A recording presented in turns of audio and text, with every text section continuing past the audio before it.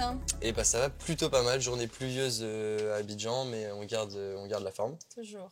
D'où vient ton prénom, Kiran? Alors c'est d'origine hindoue, ça veut dire rayon de soleil en hindou. Ok. Ouais. Du coup voilà, j'ai aucune origine hindoue, mais c'est une inspiration de mes parents qui ont voulu me donner un nom qui marque, donc voilà. Trop bien. Et que fais-tu ici à Abidjan? Alors moi je suis née et j'ai grandi donc à Abidjan. Ok. Mes parents sont là depuis des générations, en fait mes arrière-grands-parents, mes grands-parents, mes parents, moi, mes enfants et ainsi de suite. Du coup donc moi je suis née et j'ai grandi à Abidjan. Je suis d'origine, donc je suis ivoirienne, d'origine libano-espagnole. Et donc j'ai grandi en fait en Côte d'Ivoire jusqu'à mon bac. Donc j'ai passé mon bac ici, bac français, et j'ai été poursuivre mes études supérieures à Paris. Donc j'ai d'abord commencé, donc j'ai eu un parcours assez pivotant. Donc à la base, j'ai intégré une école d'architecture d'intérieur. Au bout de 6 mois, je me suis rendu compte que c'était pas pour moi. À Paris? Ouais, Camando. Ah oui. Donc pas pour moi, trop abstrait, pas assez terre à terre. Donc j'ai décidé de pivoter justement. Donc je suis passée par des conseillers d'orientation, etc. qui m'ont un peu dirigée vers l'école de commerce. Donc j'ai fait d'abord un bachelor pour être sûre que c'est ce qui me convenait. J'ai fait un bachelor donc à l'ESCE en commerce international. Et au fil du temps, je me suis rendu compte qu'en fait, j'avais un petit penchant pour la finance. Donc j'ai décidé de poursuivre donc en master à Schema Business School. Et j'ai fait un master donc MSc en Sustainable Finance et FinTech. À la base, dans mes objectifs professionnels, c'était vraiment de poursuivre donc mes études en France ou ailleurs, et ensuite avoir de l'expérience en Europe, aux États-Unis, enfin vraiment cocher un peu les cases du financier, enfin voilà. Je me suis rendu compte que dans tous les cas, mon point final ce serait la Côte d'Ivoire ou l'Afrique. Donc j'ai décidé en fait de, plutôt que de faire carrière dans un environnement qui n'est pas du tout le même qu'ici, pourquoi apprendre d'une façon différente et venir réapprendre une fois que je serai rentrée. Donc là, je me suis dit, tu sais quoi, on casse les codes, on rentre, il y a tout à faire ici. En plus, je voyais un peu ce qui se passait par rapport à l'écosystème et tout ça. Je voyais qu'il y avait beaucoup de choses à faire, beaucoup de choses qui se préparaient, beaucoup d'envie, de gros DFIs, etc. sur l'Afrique. Donc je me suis dit, c'est le moment, autant le faire. J'ai quand même acquis une expérience de vie, mais aussi académique. Donc j'ai quand même un certain savoir-faire. Donc, c'est le moment de rentrer dès le début pour justement contribuer à la croissance en fait et être là dès le départ et dans 10 ans se dire ah bah j'étais là au moment où ça a pété quoi. Trop bien. Donc voilà, donc j'ai d'abord fait un stage en venture capital chez Afrique Invest, donc un fonds de private equity panafricain. Donc j'étais basée à Tunis pendant 6 mois et là j'ai appris plein de choses. C'est vraiment ce qui m'a... Franchement, je pense que ça a été un peu le déclic aussi pour tout ce qui est inno, tech, start-up, etc. en Afrique. Je m'y connaissais mais pas non plus de manière très profonde quoi. Et là, ça m'a vraiment ouvert le scope en fait sur tout. Ça m'a élargi un peu ma vision Afrique, opportunités et tout ce qu'il y avait de super intéressant à faire ici. J'ai touché à tout ce qui était sourcing, donc je voyais toutes les opportunités qui passaient chaque semaine. Mon job, c'était vraiment genre de noter en fait ce qui passait, de voir ce qui était intéressant, ce qui n'était pas intéressant, faire des recherches, des analyses sectorielles, des analyses sur des segments en fait d'un marché en général, d'analyser des deals qui passaient, donc opportunités d'investissement ou pas. Donc c'est vraiment tout ça en fait qui m'a permis d'avoir une vision assez globale et assez poussée analyse aussi. Je suis rentrée à Abidjan en me disant bon, qu'est-ce que je fais? Je pousse finance, carrière, vraiment corporate, machin et tout, ou est-ce que je continue dans cette lancée? Et là, il y a M Studio qui est passé comme ça devant moi et je me suis dit, bon, c'est le moment de saisir l'opportunité. C'est un peu la suite logique de ce que j'ai fait.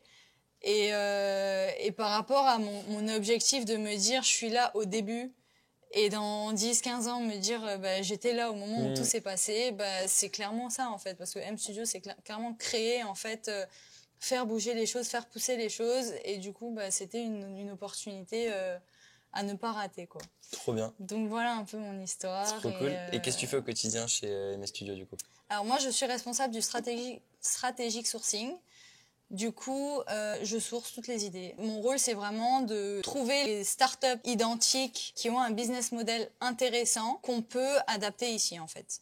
Donc, je donne l'exemple d'une startup dans la mobilité qui a scalé en Afrique anglophone ou en Amérique latine ou en Asie. Je trouve le business model donc clé, donc le business model qui peut vraiment s'adapter ici, avec plusieurs data, plusieurs façons de collecter, donc que ce soit en source de données publiques ou semi-publiques, ou aller directement à la source vers les entrepreneurs, donc les founders de ces successful startups qui ont scalé ailleurs. Donc mon job, c'est vraiment de trouver toute la donnée à analyser pour guider au mieux nos entrepreneurs vers le business model, vers la startup à créer ou à recréer qui fonctionnera le mieux ici. Dans le cas où c'est ni de la donnée publique ni semi-publique, tu vas voir les founders directement et eux ils sont hyper enclins à te la donner cette donnée.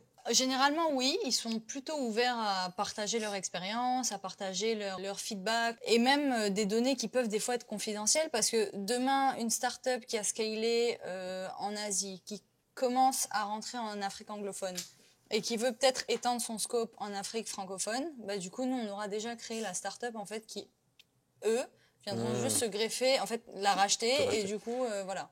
Généralement, c'est un peu stratégique aussi de leur part, donc c'est gagnant-gagnant, quoi. Ça peut être un bon argument, ouais. Voilà. Elle ressemble à quoi ta vie à Abidjan au quotidien? J'adore. Franchement, non, en vrai, j'adore parce que bah, bon, déjà, j'ai un peu mes repères ici, j'ai grandi ici, j'ai toute ma famille ici. Donc déjà, c'est un gros point qui fait, un gros facteur qui fait que ma vie est beaucoup plus agréable ici qu'à Paris, par exemple. À Paris, à part mes potes, à part beaucoup de choses aussi qui étaient sympas. Franchement, Abidjan, c'est comme on dit, Abidjan est le plus doux au monde. Et ça, c'est un truc vraiment, enfin voilà, genre ça peut pas s'expliquer. Je sais pas, je sais pas comment expliquer à quelqu'un qui ne connaît pas Abidjan pourquoi c'est bien. Mais je sais pas, il y a une entraide, il y a une solidarité entre les gens. Il y a vraiment ce sens de la famille. C'est très, je donne un exemple, on peut me voir comme ça, on va me dire, hé, la blanche, la blanche, la blanche. Et dès que je commence à rentrer un peu dans les trucs, genre parler un peu le dialecte en ouchi et tout, ah, ma sœur. Enfin, c'est vraiment un truc, tu te sens directement très intégré en fait. Et même des expats qui sont arrivés ici en mission ou autre, bah, disent que c'est Abidjan et pas Dakar ou même pas le Ghana. Enfin, la semaine dernière, on a reçu des étudiants de McGill, donc qui ont fait une petite tournée en Afrique et qui sont passés par des villes où on penserait que ce serait peut-être plus développé ou autre. Dès qu'ils arrivent à Abidjan, ils se disent, bah, franchement, je comptais pas revenir en Afrique, mais quand j'ai vu Abidjan, je me suis dit que pourquoi pas. Trop bien. Donc je pense que ouais, c'est quelque chose qui s'explique pas. Il y a une énergie, quelque chose de fort en fait qui fait qu'on est on est ancré un peu quoi. Et du coup, moi qui arrive de Paris et qui a envie de repartir avec le sentiment que tu décris, tu me conseilles de faire quoi à Abidjan pour ressentir cette énergie-là dont tu parles? C'est une question piège. Faut que j'aille en boîte. Non, pas forcément, mais être vraiment avec des locaux, enfin vivre un peu la vie abidjanaise en fait, et non pas la vie touristique. Bon, il y a de très belles choses à voir, mais vraiment, je pense que ce serait d'aller voir les petits commerçants, discuter avec eux, voir que malgré ce qui se passe, en fait, malgré ce qu'on peut voir, le contraste qu'il peut y avoir entre les gros buildings et à côté de ça, peut-être des quartiers un peu moins modernes, on va dire, voir quand même qu'il y a une joie de vivre, en fait, qui est... Enfin, qui omniprésente. Ouais. Ok, trop cool. Bon bah je te ferai un débrief à la fin de la semaine. Ouais. Moi il y a un truc que tu dis qui m'excite en tant qu'entrepreneur, c'est tu me dis ouais j'ai envie dans 15 ans de pouvoir dire ouais j'étais là au moment où ça a commencé. Qu'est-ce qui toi te laisse penser et te fait dire qu'il va y avoir cette vague que tu anticipes et que tu décris? Bah, déjà, ça commence avec on a eu de grosses startups quand même qui ont levé. Enfin, c'est déjà un début. Il y a eu Wave, donc qui a commencé au Sénégal, mais du coup qui est aussi présent ici et qui est en train de faire des ravages sur le marché. On a Jamo qui a levé aussi 14 millions, qui sont en train justement de montrer en fait l'exemple à toutes les personnes qui restaient un peu dans l'ombre et qui comprenaient pas en fait comment lancer les choses, je pense. Je pense que c'est plus et il y a aussi l'aspect réglementaire qui peut-être bloquer un peu les choses. Et là, maintenant que tout le monde voit l'exemple qui se fait ailleurs, tout le monde voit que Jamo a réussi, Wave a réussi, Julaya a réussi, Yango a réussi, Itch a réussi, et ainsi de suite, on peut le faire aussi. Donc au final, genre, c'est tout cet écosystème-là qui est en train de se créer, une grosse envie, comme je disais, de toutes les grosses institutions qui veulent mettre de l'argent dans les startups en Afrique francophone et développer ce truc-là ici. Il y a tout à faire. Il y a tout à faire parce que la compétition n'est pas rude en fait. Au final, si on regarde, on a une start-up qui a réussi dans tel domaine, une autre start-up. Donc, il y a tout à faire. Contrairement à l'Afrique du Sud où il y en a 20 qui font la même chose. C'est vraiment le moment où tout le monde se dit il faut saisir l'opportunité, où ils se disent j'ai envie d'être le prochain Régis Bamba en Côte d'Ivoire ou même au Bénin. C'est tout ça en fait qui motive, je pense, les entrepreneurs à créer et on a aussi une vague de jeunes qui reviennent justement d'Europe, des États-Unis, d'Asie, de tous les 4 coins du monde en fait, qui reviennent avec cette expérience un peu occidentale. Avec cette connaissance de l'écosystème international en fait et se disent mais pourquoi je peux pas le faire ici en fait, pourquoi je peux pas l'adapter dans mon pays, et je pense que c'est quelque chose, c'est un sentiment qui arrive de plus en plus et les vagues elles commencent à toutes les vagues de jeunes étudiants, on va dire, de jeunes entrepreneurs qui reviennent, même s'ils reviennent dans un but de peut-être reprendre le business familial ou autre, ont quand même cette envie de se démarquer, de ne pas reproduire la même chose que ce que les parents ont fait.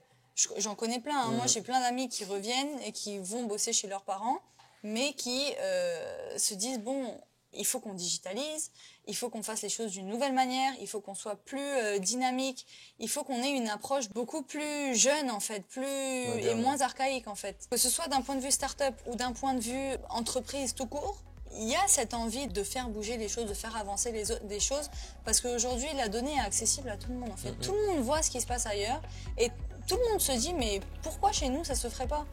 Donc, c'est un peu ça, je pense, le point de vue, vraiment par rapport à pourquoi je pense que c'est le moment, parce que justement, il y a tous ces petits trucs qui commencent à bouillir un peu autour, et qui vont, je pense, créer quelque chose de sympa. Meilleure ambassadrice. C'est bon, je signe. C'était trop cool d'échanger avec toi. Avec plaisir. Et merci beaucoup pour ton temps. Merci à toi. Salut.